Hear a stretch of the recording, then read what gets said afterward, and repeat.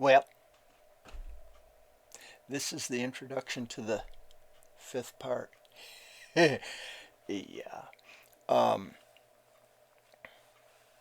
it was just under an hour. I didn't want to say that, but I've broken it up into 5 pieces. This is the wrap up. There's some important information in here. I show you how to apply some of this to the guitar. I also I finished the discussion of generating the keys by showing you that I could have, when I started at C and went down around to B, F sharp, C sharp, B is equivalent to C flat. I could have started there and kept going by fifths all the way back up to C. And I don't take as long, but I show you that. And then I go back to the circle of fifths again and talk about it for a little while. Anyway, I hope you enjoy this ending video. Next time I'm going to do more with intervals, build chords, and when we finally get all that wrapped up, we get to get back on the guitar for some really in-depth applying this, because we can see the notes not just up and down the neck, but across the neck. That's when you finally tie intervals into keys and chords and scales, and then see the intervals on the guitar. Oh boy, yeah, then it's just the guitar, as I said, is your map. Okay, so enjoy this last part. We were going around the circle of fifths. We were going by fifths all the way to here. We did our F sharp and our C sharp. And then we went back here and we went backwards and we went by fourths. But what if we went by fifths? If this were a C sharp, what would its fifth be? It'd be G sharp, G flat. I'm sorry, C flat. You'd have a G flat. From G, what's the fifth? Oh, you'd have D. Look at this. A, E, B, and then F. It's the same order. It's exactly the same order. Fat cats go down alleys eating bats. I don't come up with an acronym. In fact, I don't usually even use this acronym anymore. I know the order of these letters in both directions. I've gone over them in my head a gazillion times. G is between C and D. It doesn't go with, it's not F, G, A, not in my mind. It's C, G, D, D, G, C. Okay, so let's go back here, and I'm going to show you an interesting thing. The reason for this last chart that I haven't explained yet. So we were doing fifths. Let's just say that when we got to B, we translated it and called it C flat and took its fifth, and we put G flat. We started on the G flat with the C flat scale, every single one until we ran into here, and F flat would be right here, and we had to sharp that F flat, make it a natural. That was exactly what we were doing. Exactly, we were taking the fifth and we had to sharp the seventh. So now let's take the fifth, D. And look, we had to sharp the seventh. Now when you sharp a flat, you get a natural. I now have 2 natural notes. Well, what if we kept going? What if we took the fifth, an A flat, and put it here? Look at that. We had to sharp the seventh. Now we have 3 natural notes because we sharped those flats. Take the fifth, bang, sharp its seventh. Take the fifth, bang, sharp its seventh. Take the fifth, bang, sharp its seventh. Look at this, we only have one flat left, so let's take the fifth. What happens? We put the C in there, sharp its seventh, and we're back. We started with C flat with 7 flats.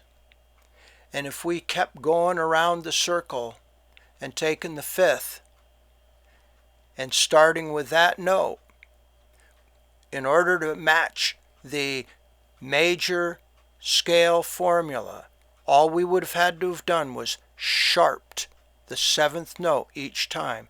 And when we did that each time, what we end up with is right back to C with all natural notes. That's what's actually contained in that circle. Now, you don't figure that out by looking at that circle. All that circle will ever tell you is the order of notes. So, my suggestion is that you do some of this on your own. You take any note you want. Now, I told you there's 21 notes. Note names, right? You've got A natural, A sharp, A flat, B natural, B sharp, B flat, C natural, C sharp, C flat. 21 of them. There's 6 of them don't work, but you can use them. I showed you they can. You can put them in and figure them out and write them down. There's 15 key signatures, but there's only 12 keys because 3 of those keys are enharmonic and have 2 names.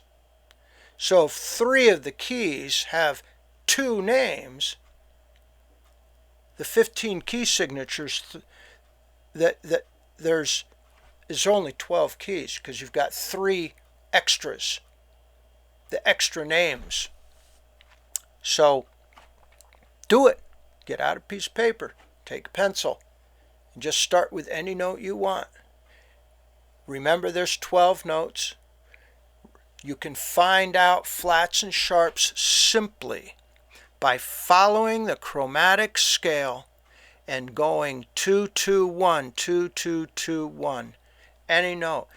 And the more you do this on your own and you don't look at this chart, because all this chart will ever tell you is, oh, well, I'm writing a song and I want to write it in A, and what's my 4th? Let's see. I mean, I can figure out with my hand as fast as looking at that. It's a D. A, B, C, D. What's my 5th? A, B, C, D, E. Wow, that was tough. Do I have to know if they're sharped or not? Yeah. Yeah, I do. Okay. So if you had a full circle of fifths, that'll help you out. But you could learn because, look, C is 0, 1. Which one? It's the F. This is 2. Well, you already know one of them. It's an F. So what's the other one? Oh, it's the one right before D because you need a leading tone. So it's a C sharp. So now you got an F and C sharp. What else? Have you noticed yet? You need your leading tone. That's a G sharp. Have you noticed something? F, C, G, F, C, G. Holy cow. Look at that. It's the same thing. It's the same order. There's my sharps. F, F, C, F, C, G, F, C, G, D, F, C, G, D, A. Okay? What's this? F, C, G, D, A, E. F, C, G, D, A, E, B, if you do the C sharp. I mean, really, that fast. I could generate that chart 10 times faster than I could write it down. Simply because I know the order of those things and because I've played with this in my head and or on paper over and over and over again. And that's why I can see it like this and explain it like this.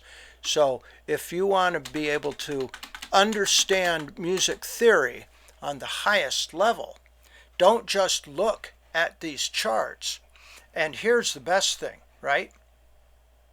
If you want to do this, one way is writing it down on a piece of paper. You know what another way is? Here's your scale right here. C. Do you know where a C note is? C, D, E, F, G, A, B, C. So if you take, you start anywhere. A, B, C, D, E, F, G, A. Except that I did whole notes. So that is a minor scale.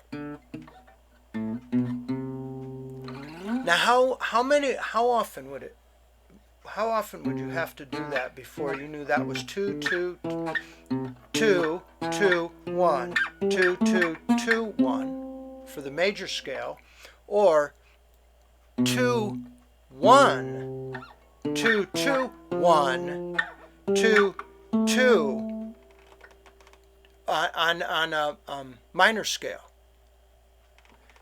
And you know, you can do that with all the modes. You can start on anything. Get to know scales using your natural notes, your only 7 notes, and expand from there. Get to know. Start anywhere, like I did here on the F sharp. Start on a B flat. Make your scale B flat. What's this? It's a C. What's it? D, E. Oops, see, I blew it already, because between the 3rd and the 4th, remember? That's why I caught it so quick, because I had gone 2, 2, oops, not 3. Your 3rd interval, you've got 2, 2, 1, and then 2, 2, 2, 1. So, as Tony frequently says, as many people in YouTube videos say, if you start playing with this and pretending this is your chart, you start understanding where keys are. And when we build chords, you'll see how to build chords. You see how to use this. This is your map. And the more you use this, you don't even have to remember, well, what note is this? Well, do I really care? If that's my 3rd, that's my next note. If that's my 2nd, that's my root right there, and there's my 3rd, 4. It doesn't matter. What if that's my 7? Well then, there's my root, and there's my 6. You've only got 2 or 1. That's it. That's it. And if it's my 5, what if that right there is my 5? Well then, this is a 6, and this is a 4. 7, 1. And there's my root right there. That was a G scale. Why? Because that's a D, and D is the 5th of G. But I didn't figure that out first. What I first did was just called this the 5th, and then just went 6, 7, 1, boom, there's a G. See what I'm saying? And anyway, I'm out. I've gone longer than I wanted. Oh my goodness, I've gone way, way, way longer than I wanted.